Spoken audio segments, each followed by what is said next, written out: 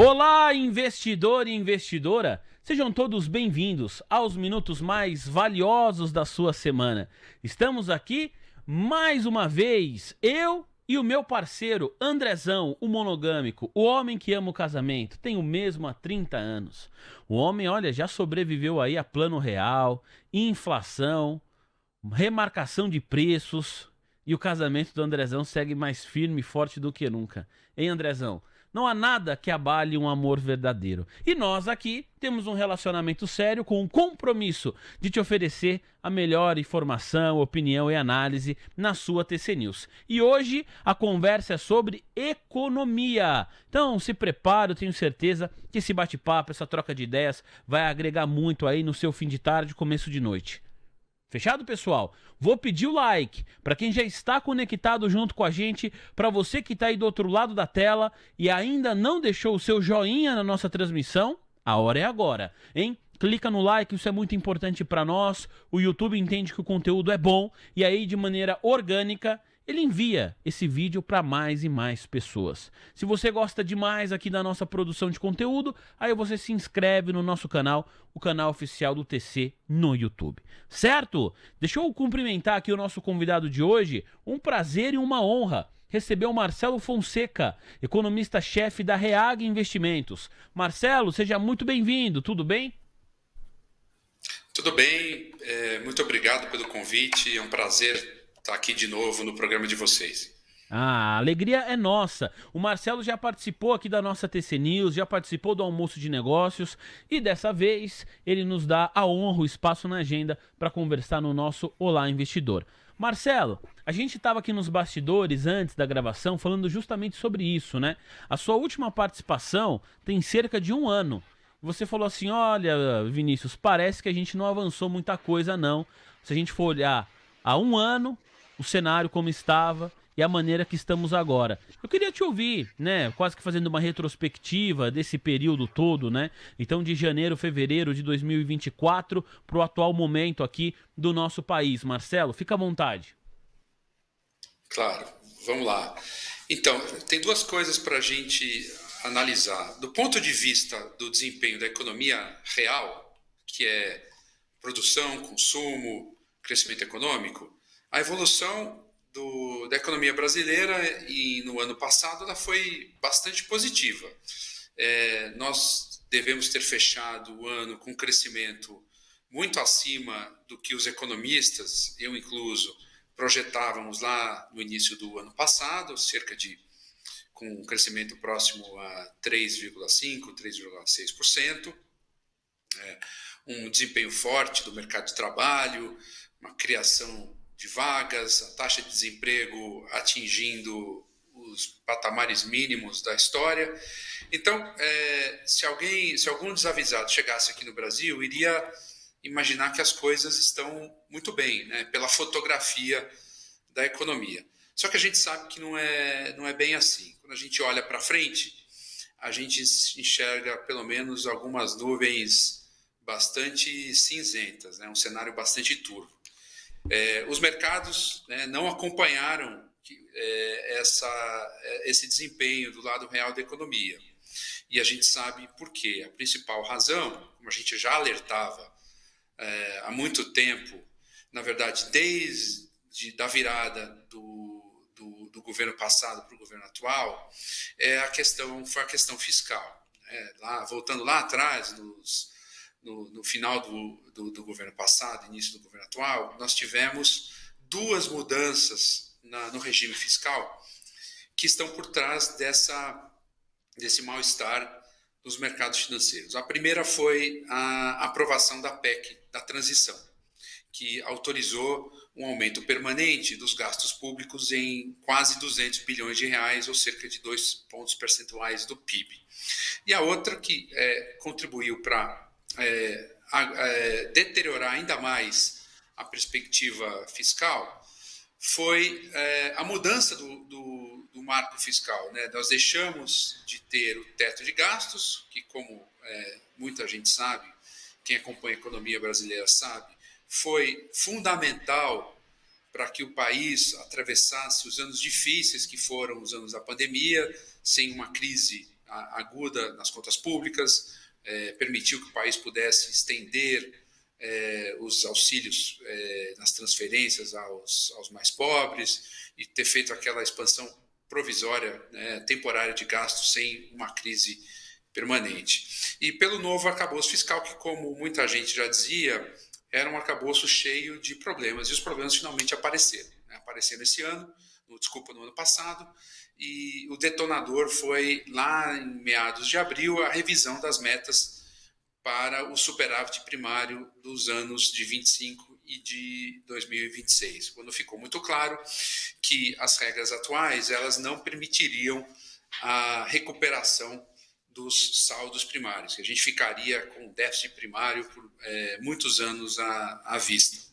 Então, de uma forma resumida, a gente tem agora um cenário que, quando a gente olha o filme, é preocupante. As taxas de juros reais, ao longo de toda a curva, só você pegar a curva das NTNBs, que são os títulos indexados à inflação, as taxas de juros reais elas pagam algo próximo de 7,5%, inclusive para os títulos mais longos, o que é extremamente preocupante, porque, na verdade, não existe superávit primário que vai dar conta de uma taxa de juros real desse tamanho, e aí não adianta culpar o Banco Central, essa taxa de juros que os investidores cobram para poderem rolar, financiar os gastos públicos. A taxa de câmbio, como a gente viu ao longo do ano passado, ela se depreciou, o real esteve entre as piores moedas, quando se compara com outros mercados emergentes, já deixando contratado, vamos dizer assim, uma pressão inflacionária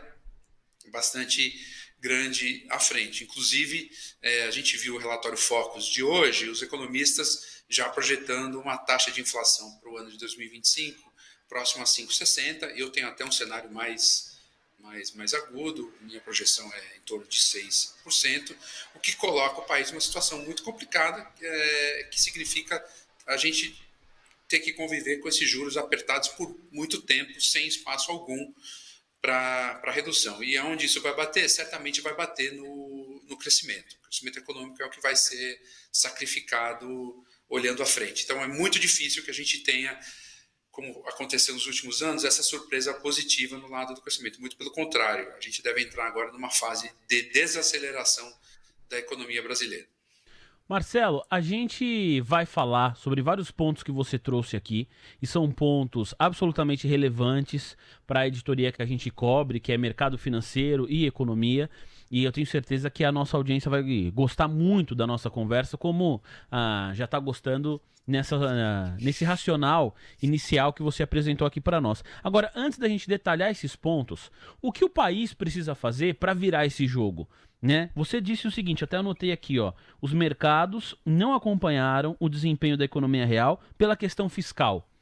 Basta o governo ir além do discurso e colocar medidas concretas na prática do ponto de vista fiscal que a gente vira esse jogo, ou agora, com Donald Trump no poder, uma questão internacional também que me parece bastante complexa, para além dos Estados Unidos, e eu não estou falando a relação Estados Unidos-Brasil, tem a relação Estados Unidos com o mundo inteiro, não depende mais só de nós. Claro que uma questão fiscal pode ser bacana, mas se a gente fizer tudo certo, se a gente conseguir acertar a nossa lição de casa, não significa necessariamente que o país vai conseguir virar o jogo. Marcelo?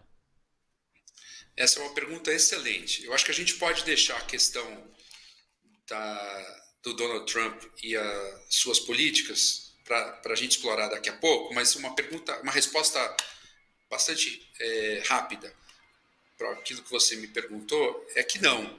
Ou seja, eu tenho bastante convicção de que se o país encaminhasse as mudanças, as reformas, o seu dever de casa, no que diz respeito principalmente à questão fiscal, mas não apenas, mas principalmente à questão fiscal, o país teria uma capacidade muito grande de se isolar desses choques potenciais que devem ser causados pelas políticas do novo presidente, da nova administração norte-americana. Claro que a eleição do Donald Trump trouxe ruído nos mercados internacionais, principalmente nos 2 últimos meses do ano passado, logo após a eleição. Agora, em 2025, a gente já identifica uma maior razoabilidade, digamos assim, na reação dos mercados, né, um modo não de pânico, como aconteceu com a eleição do Donald Trump, mas o motivo fundamental pelo qual o país teve um desempenho tão sofrível, os ativos domésticos tiveram um desempenho tão sofrível, tem a ver com as nossas próprias mazelas. Então, no que diz respeito ao que fazer, eu acho que uma das pistas, elas estão aí. A gente pode até explorar, se você quiser, mas, resumidamente, é endereçar a questão fiscal. Essa é fundamental. Mas existem outras coisas na agenda de reformas que a gente tem que perseguir, né? Então, do lado macroeconômico, a questão fiscal é aquela que é mais saliente, mas tem muita coisa do lado microeconômico que a gente pode encaminhar, que no final é o que vai garantir o aumento da produtividade, a redução das desigualdades e um crescimento sustentável no longo prazo.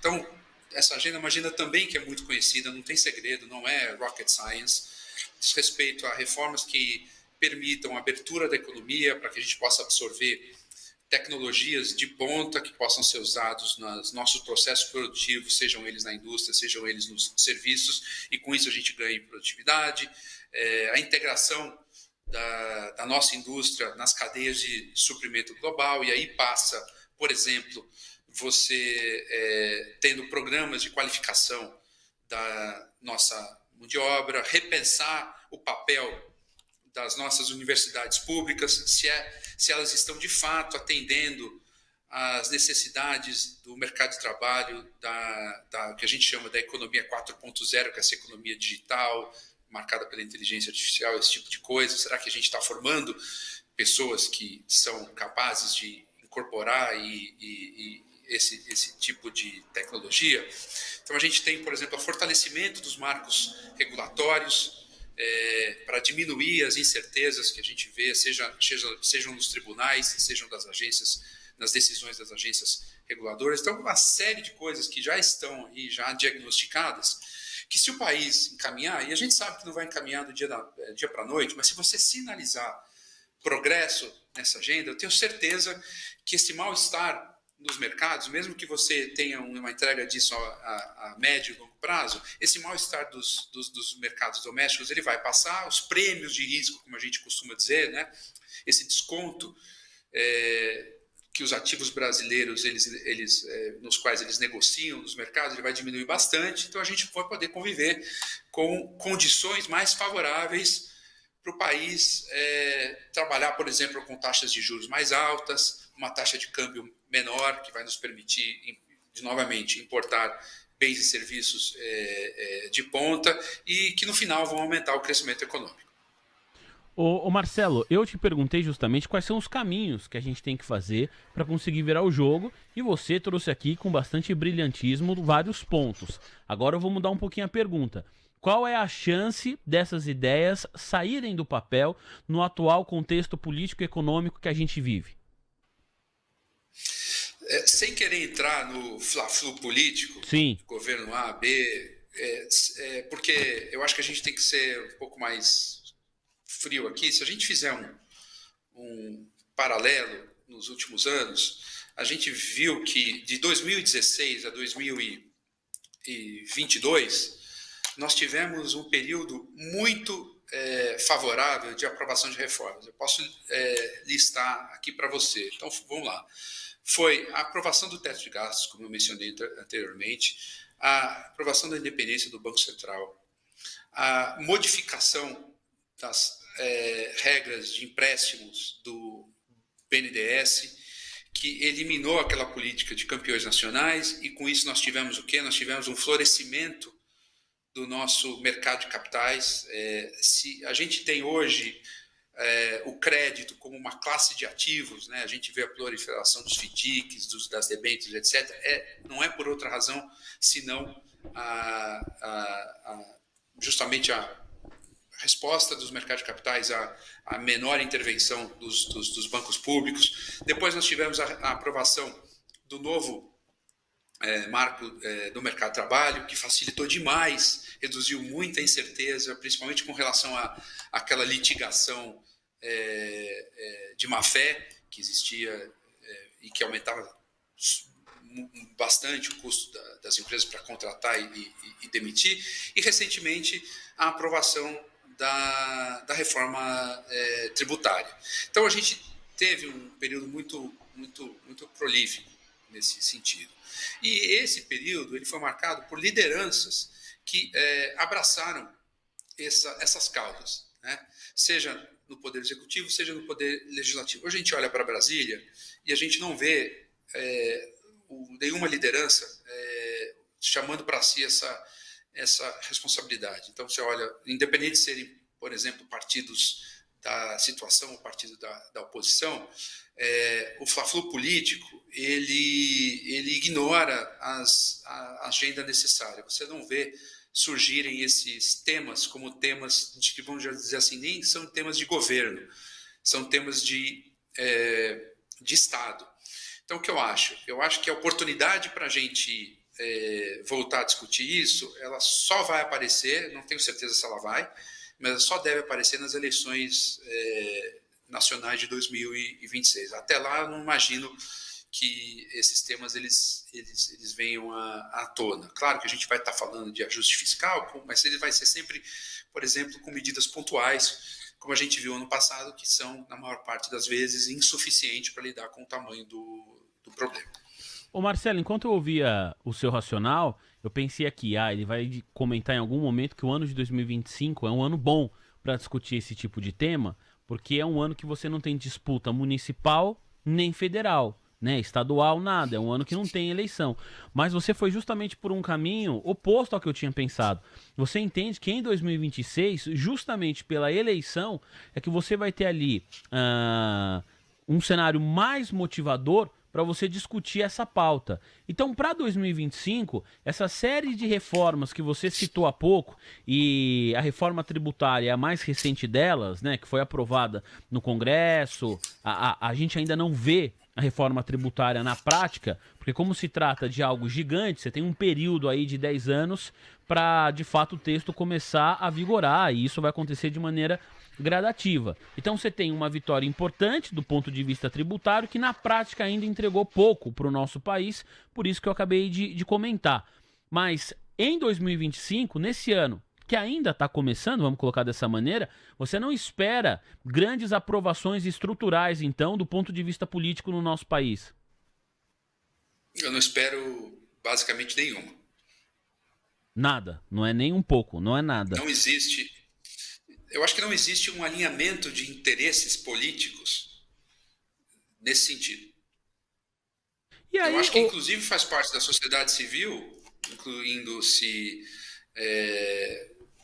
cidadãos e o setor privado, utilizarem os seus instrumentos de cobrança do poder público para exigir esse tipo de coisa. Eu acho que falta no Brasil, muitas vezes, esse senso de cidadania. Você olha, por exemplo, nos Estados Unidos, você percebe, né, na prática, por exemplo, do lobby. O lobby é muitas vezes visto como uma atividade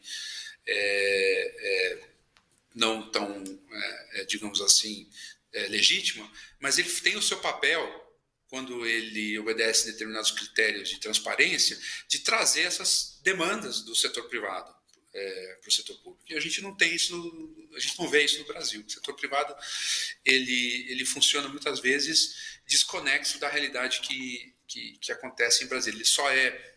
Ele só se mobiliza quando você tem uma grande causa que vai ser julgada nos tribunais superiores, ou algum tema que vai passar por votação, um tema relevante que mexe com o bolso do setor privado no Congresso. Mas a gente precisa ser mais ativo. Então, eu não vejo um alinhamento de interesses em Brasília nesse sentido. O Marcelo, você sabe, né, que a nossa audiência aqui ela é formada por investidores, por traders também, então pessoas que estão olhando o médio e longo prazo, mas também aquelas pessoas que estão monitorando o curtíssimo prazo. A nossa conversa aqui, ela olha para o médio e longo prazo, né? Então, pensando em 2025, pensando em 2026, né? Antes, portanto, da eleição, 2026, reta final do ano que vem, tem o processo eleitoral. Você consegue colocar aí no seu pipeline algum gatilho, algo que pode gerar o que eu vou usar aqui o termo empolgação, um sentimento de melhora, acho que essa é a melhor colocação. Algum gatilho que pode gerar um sentimento de melhora no humor do mercado, ou nesse instante é difícil vislumbrar algo nesse sentido? Então, a gente sabe, não precisa ser um profundo conhecedor do mercado, que existe uma preferência dos agentes de mercado a uma determinada linha de pensamento, uma determinada ideologia econômica, uma ideologia que tenha um lado mais enxuto, com menor centralização e um maior zelo pela política fiscal.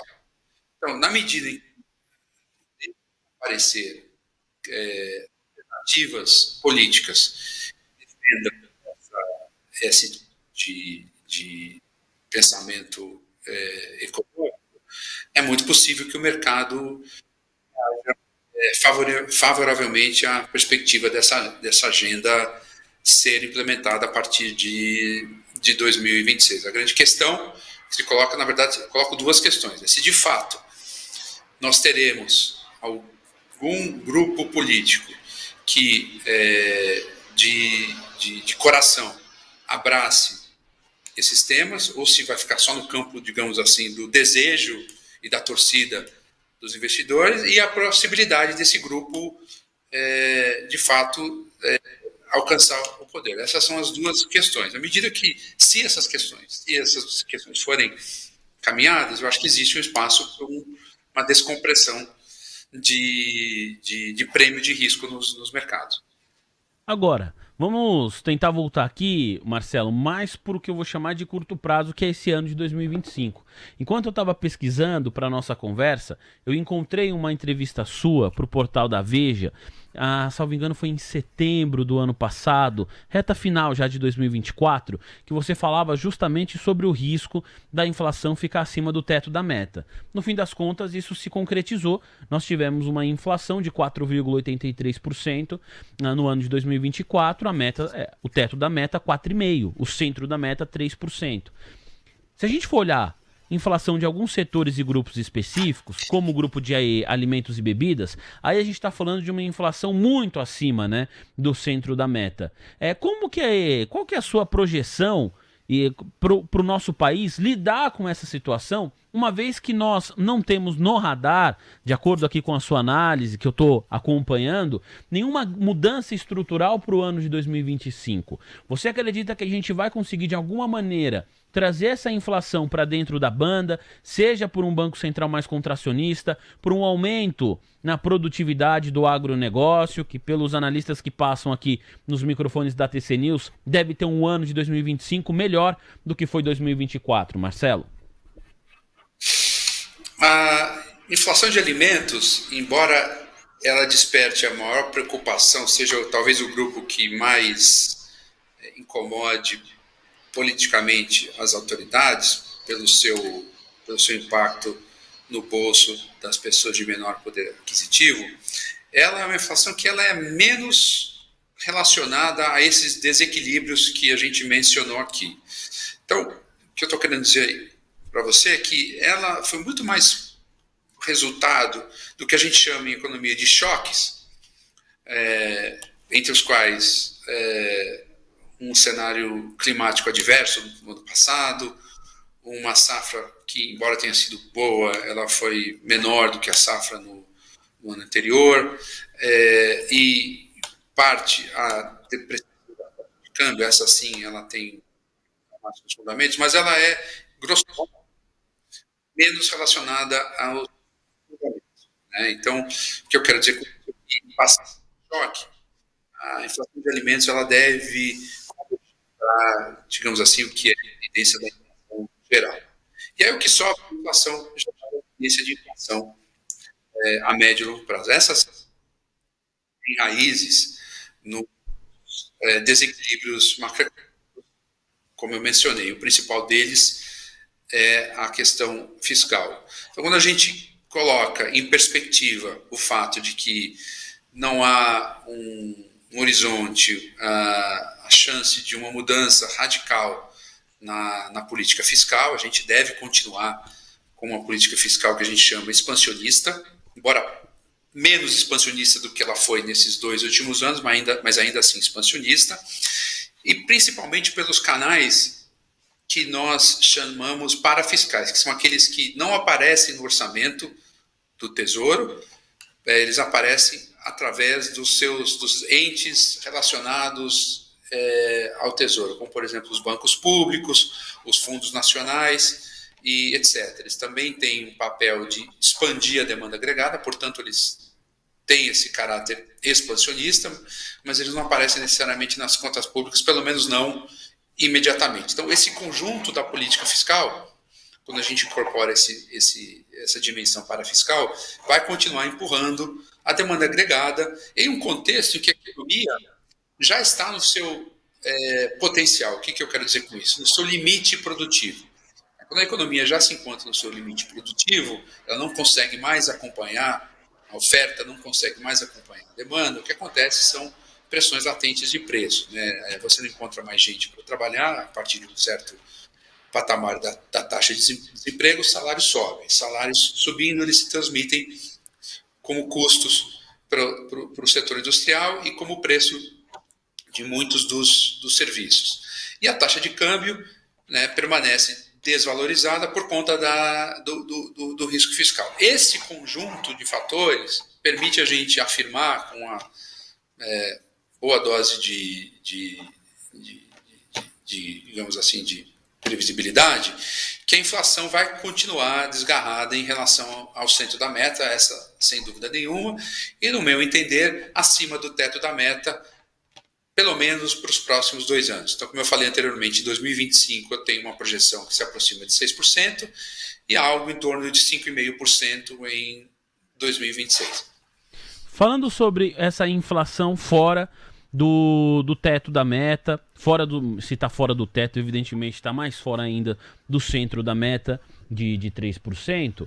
Hoje, mais cedo, na nossa programação, teve um telespectador lá de Minas Gerais que me encaminhou uma matéria, que eu vou ler agora para você, o Marcelo, que fala da Anfávia, né? Produção e venda de veículos da Anfávia. Aí tem o dado aqui em relação ao mês de janeiro.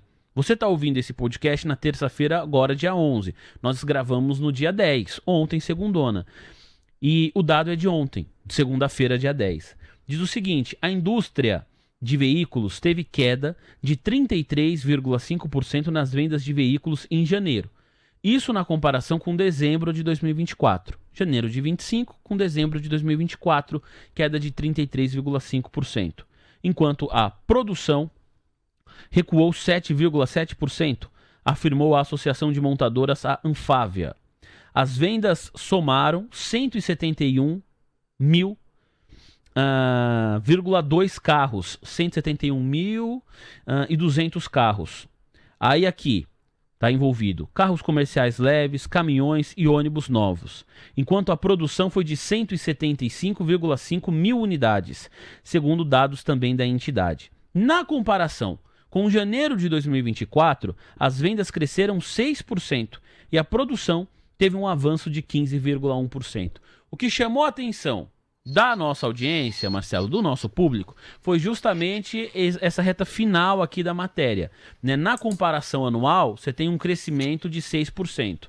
Na comparação mês a mês, dezembro de 24, janeiro de 25, aí é uma queda nas vendas de 33,5%.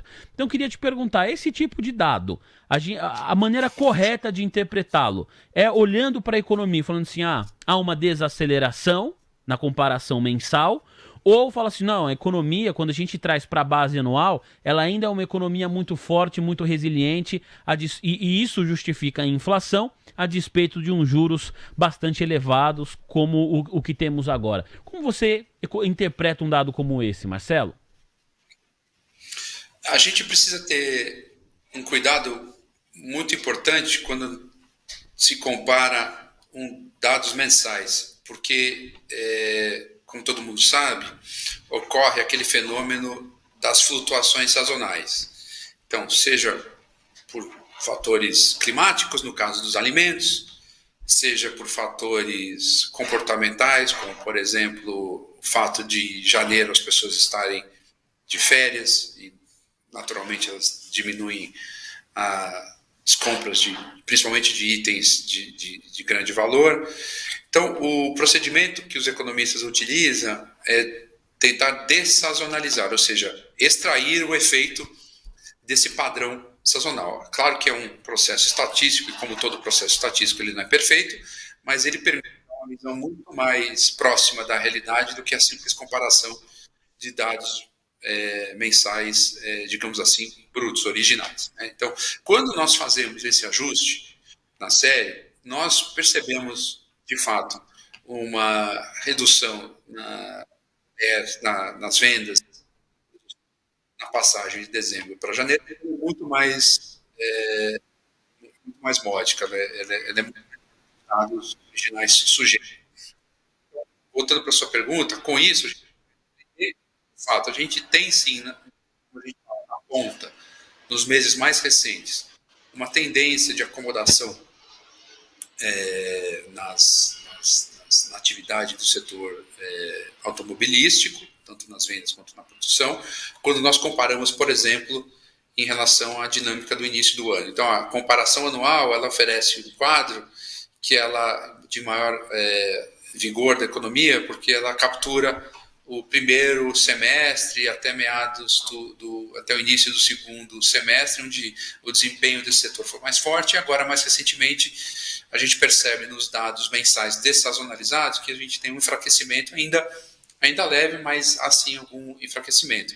E eu atribuo esse enfraquecimento aos efeitos que começam a aparecer do aperto monetário.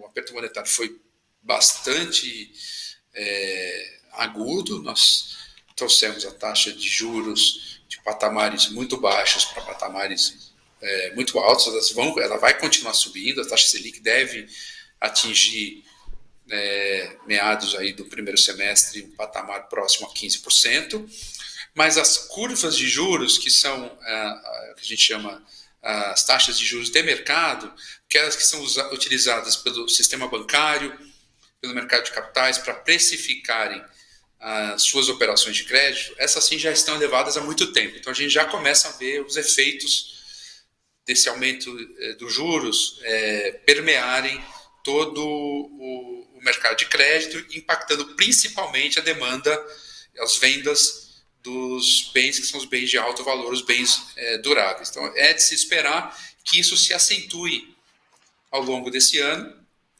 e a principal razão pela qual a gente antecipa uma desaceleração da economia, que deve crescer em torno de 2%, bem aquém do que foi o crescimento de 2024, ao redor de 3,6%. Marcelo, vamos nessa reta final já aqui da nossa conversa, estamos trocando ideia há quase 40 minutos, falar um pouquinho de cenário internacional, com foco principalmente em Donald Trump.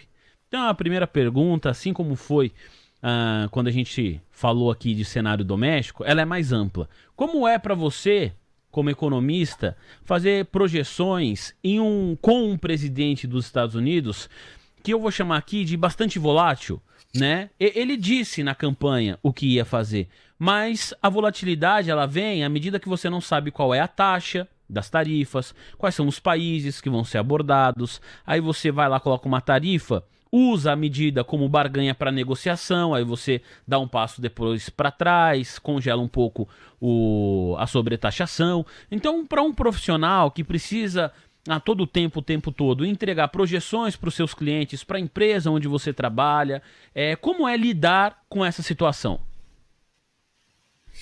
Bom, em condições normais, já não é uma tarefa fácil se fazer projeções de qualquer variável econômica. Na verdade, os economistas eles não são muito bem reputados em relação a esse quesito. Nessa situação, a única certeza que a gente tem é que o Trump é altamente imprevisível. Isso se torna, na verdade, possível. pessoa que fale para você que tenha projeções econômicas confiáveis desse, na verdade, faz estilo de Briano. Então, o que a gente tenta fazer é construir cenários baseados em hipóteses mais extremas, mais negativas e mais razoáveis e pessimistas. E aí eu vejo basicamente dois mundos. O primeiro mundo, que eu hoje imputo de probabilidade mais baixa, é aquele mundo em que o Trump entrega a valor de fato todas as promessas feitas na campanha. Então, principalmente no que diz respeito à questão tarifária, que é aquela que tem, no curto prazo, o maior impacto para as economias do resto do mundo. Então, por exemplo, que eu classificaria como políticas extremas nesse sentido das tarifas, a imposição, no caso da China, de uma tarifa geral de 60%, a imposição de uma tarifa para o resto do mundo geral, independente do mercado, do setor, de 10%, e a imposição, no caso de parceiros que têm sido colocados como alvo, países que são alvo mais direto do Trump, como México e Canadá, uma tarifa geral indiscriminada ao setor, ao produto de 25%. Esse é o caso que eu reputaria como mais extremo. Por que eu acho que ele é um caso menos provável? Porque as repercussões, não para o resto do mundo, porque o Trump não entende que o que se passa no resto do mundo é tão relevante para a economia americana. Ele vê o mundo sob uma ótica, por exemplo, no comércio internacional, mercantilista. O que isso significa dizer? Para eu ganhar, o resto do mundo tem que perder, né? Uma ideia de um jogo de soma zero. Não existe no pensamento dele a respeito das relações econômicas, relações internacionais, a ideia de um jogo ganha-ganha. É um jogo de ganha-perde. Mas para os interesses econômicos próprios, olhando para o seu próprio umbigo, não seria do interesse do Donald Trump produzir uma disrupção na economia americana. Você tem uma série de estudos que mostram que certamente a economia global seria fortemente impactada com uma recessão forte, o que traria consequências para a economia americana por esse canal, e mesmo para as empresas que operam nos Estados Unidos, né? Se você entender a dinâmica da indústria de hoje, ela é muito diferente do que foi a indústria do início do século passado e mesmo do pós-guerra. As cadeias globais, elas são muito mais integradas, né? Eu não sei onde eu li, eu já não me recordo, mas eu fiquei com essa imagem, que para você produzir um carro no México, por exemplo, que é um potencial alvo, é um setor que é um alvo potencial das tarifas do Trump, você precisa cruzar com insumos diversas vezes a fronteira, o que significa dizer o seguinte: o produtor de equipamentos que nos Estados Unidos que fornecem para os veículos que são montados no México, teria os seus custos de produção severamente afetados. Isso aconteceu, por exemplo, no primeiro mandato do Trump, quando, no início, ele impôs tarifas de exportação, no caso do aço, de 25% para o Canadá e 10% para o México, e voltou atrás por conta de diversas pressões de empresas americanas. Então, desse ponto de vista, um ponto de vista totalmente egoísta, eu entendo que não é do interesse do Trump, seja pelo impacto para a capacidade de produção das empresas, seja pelo impacto na inflação. Vamos lembrar que a inflação foi um problema durante a campanha, foi a principal razão pela qual o Joe Biden perdeu a eleição. Nós teremos potencial de trazer sérios danos à imagem do governo. Então, eu acho que o cenário mais razoável é um cenário onde o Trump usa as tarifas, em parte, como instrumento de pressão em questões cruciais para o seu eleitorado, como é o caso da imigração, quando diz respeito ao México, como é o caso do fentanyl, que é uma substância utilizada para a produção de opioides, que também cruzam as fronteiras do Canadá e do México. no caso do mercado automobilístico, quando você pensa a relação dos Estados Unidos com a União Europeia, e no caso da China, a necessidade de proteger o direito de propriedade e restringir o acesso da China aos chips mais avançados por questões de segurança natural. Então, nesse caso, a gente imagina impactos muito mais modestos do que aqueles mais extremos. E a gente tem visto os mercados responderem dessa forma, né? Depois de uma volatilidade muito grande no pós-eleição, agora a gente tem visto reações mais modestas. É claro que haverá a introdução de tarifas.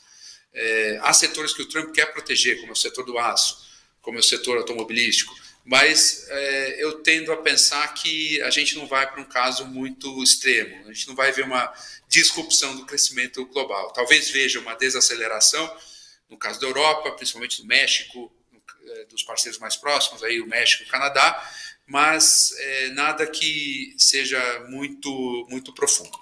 E olha só, a vida como ela é, né? A gente tá aqui gravando, é segunda-feira, você sabe disso, eu já comentei, e acaba de sair a informação, investidor e investidora, de que o presidente dos Estados Unidos, Donald Trump, assinou uma medida para tarifar as importações de aço e alumínio em 25%. A informação tem um complemento que diz: não haverá exceções em tarifas sobre aço e alumínio. Acaba de sair. O presidente dos Estados Unidos segue falando e o painel Mover Pro, tc.com.br, acompanha o que está acontecendo agora, e a gente está aqui gravando com o Marcelo, e acaba de sair a informação. Então você está acompanhando a nossa conversa aqui na terça-feira, a gravação está acontecendo na segunda. O que disse o presidente dos Estados Unidos agora? Também avaliamos tarifas sobre carros, chips e produtos farmacêuticos. Vamos aplicar tarifas recíprocas nos próximos dias. Trump diz que não se importa com possíveis retaliações a tarifas. E o premier da Austrália diz que pediu exceção a Trump a respeito da tarifa sobre o aço. Trump diz: se não devolver reféns até sábado, ele vai dizer para cancelar cessar fogo em Gaza. Então, o presidente dos Estados Unidos, para além da questão tarifária, trouxe aqui alguns outros pontos importantes também para a gente discutir. Mas o foco é a questão tarifária, porque a gente estava falando sobre isso há pouco. A notícia é tão importante que o Marcelo, né, você percebe ali o fundo, ele se mudou até de posição para receber essa notícia. Ô Marcelo, enfim, ninguém poderia prever que durante a gravação aqui da nossa conversa, o presidente dos Estados Unidos, de fato, ia assinar, né, a ordem executiva colocando 25% de tarifa nas importações de alumínio e aço. Eu te pergunto, né, como fica a situação dos Estados Unidos com outros países? Exemplo, com o Chile. Os Estados Unidos têm um acordo de livre comércio com o Chile. Então, o Chile não coloca taxa nos produtos americanos que são vendidos em território chileno, e os Estados Unidos também não colocam, né, tarifas em produtos chilenos vendidos lá no território americano. E o presidente Donald Trump disse que não vai ter exceção. O premier da Austrália já pediu, levantou a mão e falou: ó, vê o nosso caso aqui, mas por enquanto não há exceções. Tudo bem que o Chile não é uma fortaleza na produção de alumínio e de aço. A commodity que é destaque no Chile é o cobre. Mas a minha pergunta é, né, como ficam no plural essas relações? E você, Marcelo, como economista, como recebe esse tipo de dado? A gente está aqui gravando e de repente chega uma informação como essa. Como você lida com isso? Então, essas tarifas sobre o aço e o alumínio, elas já haviam sido ventiladas ao público durante o final de semana. Trump já havia comunicado a intenção de introduzi-las, então, de uma certa forma, ela não é uma novidade. Os mercados, inclusive, na segunda-feira, no dia de ontem, praticamente ignoraram essa novidade, esse anúncio. O que talvez seja um comportamento até complacente demais. Eu vinha falando anteriormente que eu acreditava num cenário de maior moderação, mas não significa ser um cenário sem volatilidade. Ao contrário, a gente deve continuar assistindo episódios de decisões bastante controversas. A gente sabe que, ao fim e ao cabo, tarifas vão ser impostas, medidas de restrição ao comércio acontecerão, só achamos que não serão tão radicais como foi prometido na campanha. E aqui no que diz respeito ao ordenamento global, acho que a gente está caminhando para um mundo muito diferente do que aquele que a gente conheceu, o mundo conheceu desde o pós-guerra, que foi um mundo baseado em regras inclusive propagandeadas pelos próprios Estados Unidos, né? Os Estados Unidos eles se beneficiaram demais. A economia americana foi uma grande beneficiária desse mundo da OMC, as instituições multilaterais como o FMI, o Mundial, e o que, na verdade, deu grande substância ao fato do que se chama de privilégio exorbitante, que é o fato da moeda americana ser a grande moeda reserva do mundo.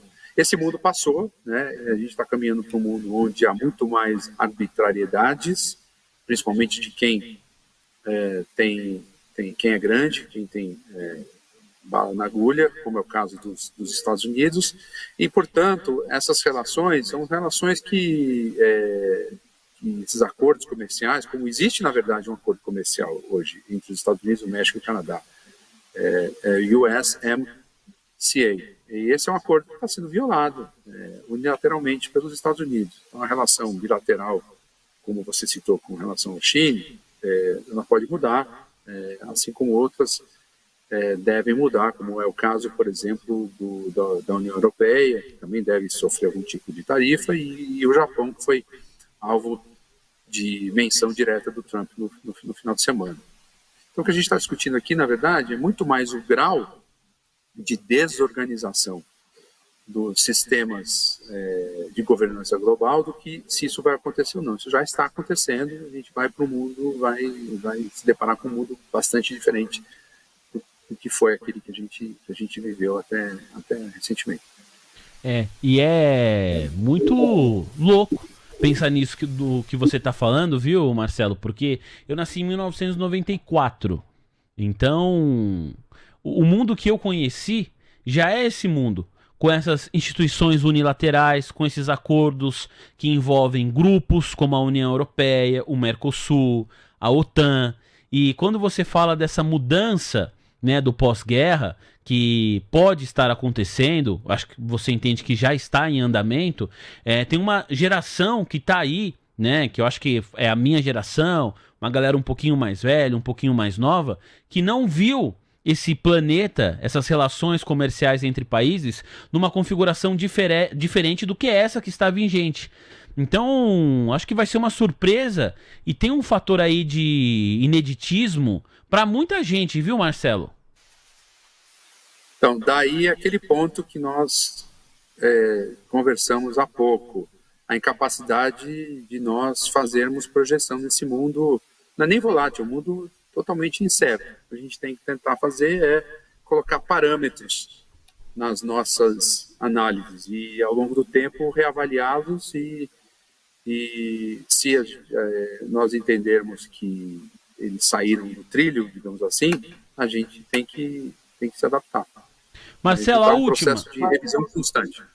Boa. A última para eu te liberar também, a gente até ultrapassou aqui, né, o tempo que geralmente dura o podcast, mas é porque hoje, segundona, dia que estamos gravando a conversa, você está acompanhando aqui junto comigo na terça-feira, mas o Haddad disse recentemente que ia esperar a tomada de decisão de Donald Trump para se pronunciar e aguardar também uma orientação do presidente da República, Luiz Inácio Lula da Silva, para qualquer tipo de resposta, posicionamento, depois das tarifas do Trump. As tarifas foram assinadas na noite da segunda-feira e no momento desta gravação, a postura do governo brasileiro é essa, né? Esperar para ver.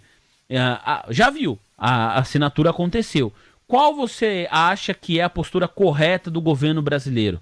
É responder na mesma moeda? É sentar para negociar? É pedir uma exceção, como já fez o premier da Austrália? Qual que é o melhor caminho nesse momento para o nosso país? Lembrando que o Brasil é o segundo maior fornecedor de aço para os Estados Unidos no atual momento. Marcelo? Olha, em qualquer negociação, você tem que saber o que você quer, né, obter ao final quando você se senta à mesa. Então, se a gente for imaginar cenários possíveis para uma disputa entre o Brasil e os Estados Unidos, eu não consigo vislumbrar cenários em que nós consigamos entrar de ferro, dada a enorme assimetria de poder entre os dois países e sairmos vitoriosos dessa disputa. Então, portanto, eu acho que a postura correta, que é inclusive aquela que o ministro Haddad tem anunciado, é uma postura de cautela e para se evitar uma escalada. Uma escalada tarifária seria muito mais prejudicial a nós do que aos Estados Unidos. Então, eu acho que o país tem que tentar resolver defender os seus interesses. Eu acho que o país precisa defender os seus interesses, mas dentro da diplomacia. Marcelo Fonseca, economista-chefe da REAG Investimentos. Marcelo, muito, muito obrigado. É sempre uma alegria conversar com você. Te desejo aí um excelente ano de 2025 para você e para todo o time da REAG e até uma próxima oportunidade. Muito obrigado. Mais uma vez, Vini, muito obrigado pelo convite. É um prazer imenso estar falando com você e falando para os seus investidores, para os seus ouvintes e telespectadores. Muito obrigado.